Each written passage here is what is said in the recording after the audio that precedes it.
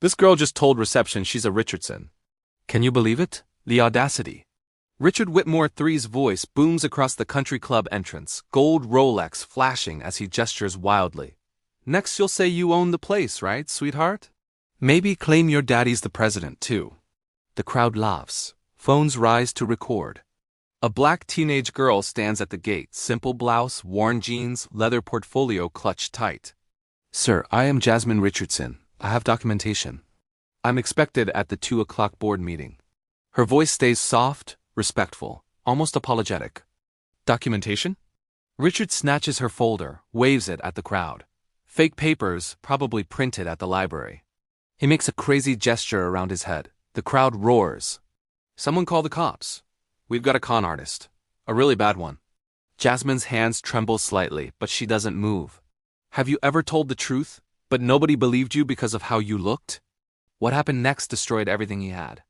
72 hours earlier, Jasmine Richardson's alarm buzzes at 5:30 in the morning.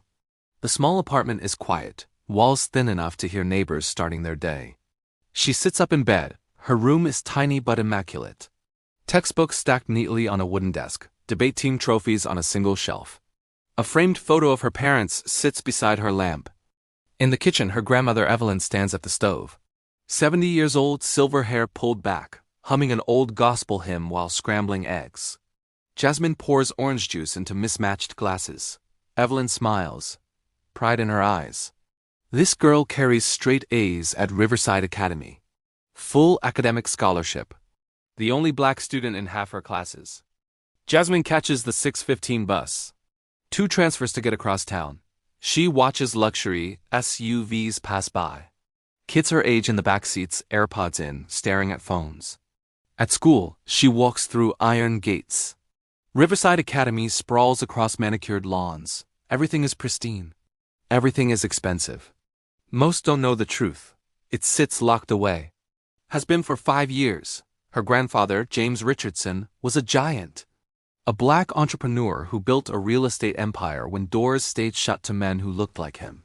In 1968, he became a founding member of Whitmore Country Club, put down serious money for 35% ownership. He wanted to create something different. A place where success mattered more than skin color. But 5 years ago, everything shattered. A car accident on black ice. Her parents died instantly. James Richardson II and Linda Richardson gone in a moment. Jasmine was 12. The lawyers came, the trustees, the financial advisors. Evelyn made a choice. We're going to live quietly, she told Jasmine. Let them see your heart before they see your bank account. So they moved to a modest apartment. Jasmine enrolled at Riverside on merit, not money. The trust sat untouched, waiting, growing. On her 18th birthday, 3 weeks away, Jasmine would take control. Then the letter arrived. Emergency board meeting regarding restructuring proposals. Presence of Richardson family representative required. They wanted to change the club to an LLC, dilute the Richardson ownership from 35% down to 10%. Jasmine's phone buzzed with a text from Lawrence Carter, the family attorney. He offered to bring a full legal team. But Jasmine stared at the message, then to her grandmother. She wanted to go alone. She wanted them to see her first. Just her. Before the lawyers, before the money. Back at the club entrance, it is now 1:50 p.m. The situation is spiraling. Richard Whitmore is joined by his wife, Patricia, and business partner, Chad. They are treating Jasmine like a carnival attraction. I'm James Richardson's granddaughter, Jasmine says, her voice steady. My father was James Richardson too. Both my parents passed away in 2020. I'm the sole heir. Richard's grin widens. He sets his drink down. Not only is she trespassing, she's got her story all worked out. Dead parents. No way to verify. Classic con artist move. Jasmine opens her portfolio, trying to show the papers. Richard snatches them away. Documentation, of course. Let me guess. Printed these at Kinko's this morning? He waves them at the crowd like a trophy. Look at this, everybody. Birth certificate. Very official looking. Probably got the template off Google. Jasmine's jaw tightens. Those are real. Certified copies from the county clerk. If you call your family attorney, Lawrence Carter, he'll confirm. Richard nearly doubles over laughing. Now she knows Larry's name. Oh, this is rich. You really did your homework, didn't you? Listen to me, the Richardson family was wealthy. Real wealth. They didn't ride buses. They didn't wear Target clearance. You are a poor kid playing dress-up. That's called fraud. Jasmine pleads, if you would just let me into the meeting. To a liar? To a thief? Richard turns to the security guard. Might call the police now. Minutes later, 2 police cruisers pull up. Officers Brad Kelly and Sarah Carter step out. Richard strides over immediately. Thank God, we have a situation. This girl forced her way onto private property. She's impersonating a deceased family member. We want her arrested. Officer Kelly looks at Jasmine. His expression is already decided. Turn around. Hands behind your back. Jasmine's eyes go wide. What? Why? I haven't done anything wrong. I'm telling the truth. Kelly moves behind her. Don't resist. I'm not resisting. I'm exercising my Fourth Amendment right to refuse unlawful search and seizure. Richard laughs loudly. Listen to her quoting the Constitution. Probably learned that from TV. Patricia films closer, narrating for her followers about the delusional teen. Kelly forces Jasmine's hands behind her back. Metal clicks. Handcuffs bite into her wrists. Cold, tight, humiliating. The crowd presses closer. Phones everywhere, recording every second of her shame. Inside the boardroom, the meeting has started. Victoria Ashford, the chairwoman, checks her watch. The Richardson seat is empty. Thomas Drake, Richard's ally, pushes to vote. We can't let a ghost seat hold up club business indefinitely. Victoria sighs. She has to follow procedure. Outside, Jasmine sits in the back of the police cruiser. Tears streak her face. But then, an elderly man pushes through the crowd. Harold Whitfield, 84 years old, one of the original founding members. He moves slowly, cane tapping the pavement. What's all this commotion? He asks. Richard smiles broadly. Harold, nothing to worry about. Just some con artist trying to scam us. Said she was James Richardson's granddaughter. Harold goes very still. What did you say? She claimed to be a Richardson, obviously lying. James's whole line died out. No. Harold's voice cuts like a knife. No, that's not true. James had a son. They had a daughter. I remember James showing me photos. He was so proud. Richard's face drains of color. Just a shade. Well, even so, that doesn't mean this girl... What's her name? Harold demands. She said Jasmine. Harold closes his eyes. Dear God, that's what James named her after his wife's favorite flower. He turns to the police car. Where is she? The old man moves faster than anyone expected. He peers through the window. Jasmine looks up.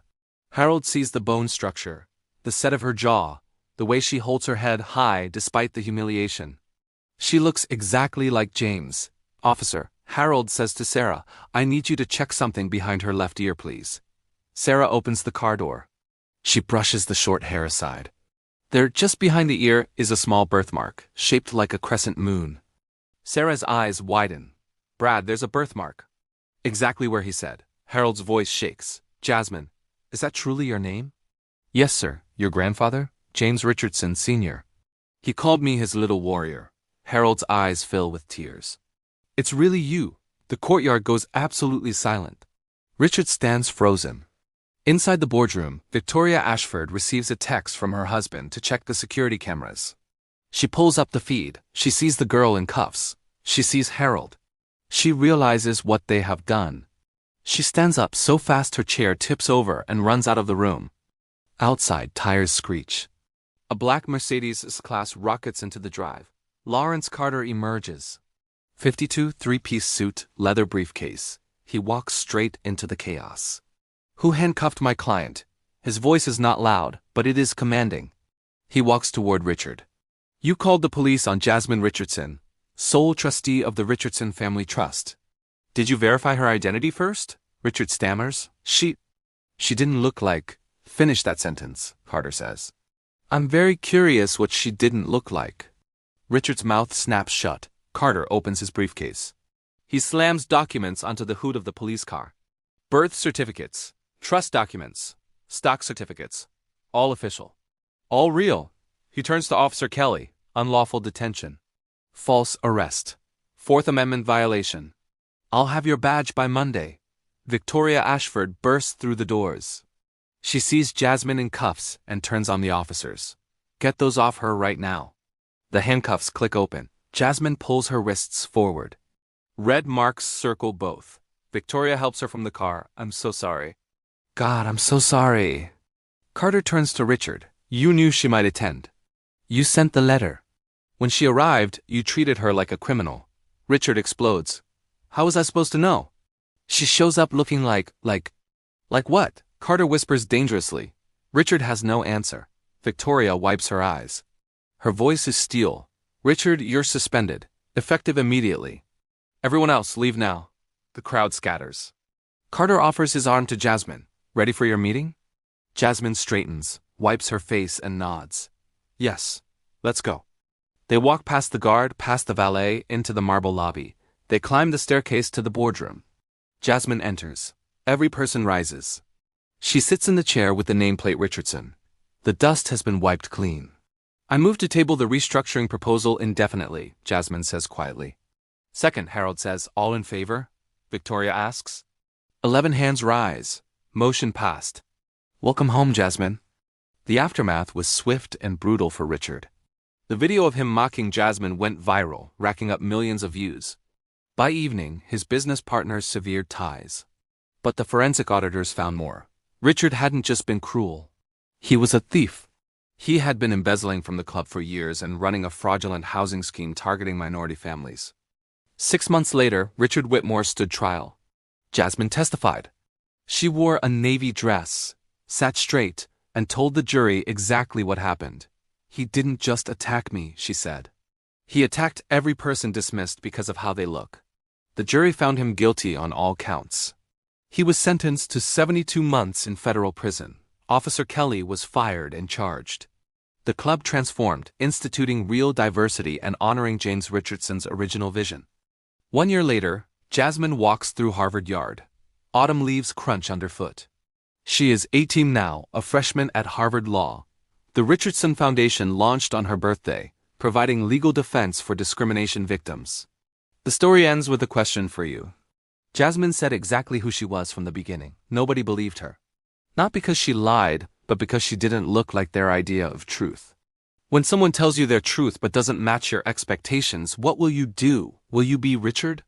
Dismissive, arrogant, assuming you know everything? Or will you be Harold? Willing to pause, listen, and verify. Richard saw a black teenager and decided she was a criminal. That choice cost him everything. Harold saw the same girl and paused, saving everyone from a tragedy. 2 men, same moment, different choices. You'll face your moment someday. Someone will challenge your assumptions. Will you be Richard or will you be Harold? Because here's what Jasmine learned that day. The truth was always true, whether anyone believed it or not. Truth doesn't need permission. It just needs time.